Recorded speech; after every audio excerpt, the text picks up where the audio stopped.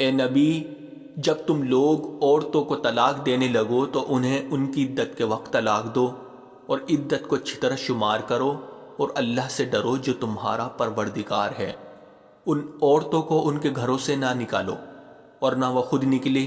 اعلیٰ یہ کہ وہ کسی کھلی بے حیائی کا ارتکاب کرے، اور یہ اللہ کی مقرر کی ہوئی حدود ہے، اور جو کوئی اللہ کی مقرر کی ہوئی حدود سے آگے نکلے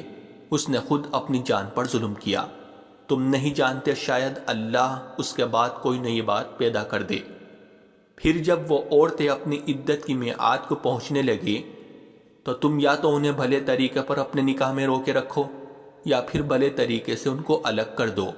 اور اپنے میں سے 2 ایسے آدمیوں کو گواہ بنا لو جو عدل والے ہو، اور اللہ کی خاطر سیدھی سیدھی گواہی دو۔ لوگو، یہ وہ بات ہے جس کی نصیحت اس شخص کو کی جا رہی ہے جو اللہ پر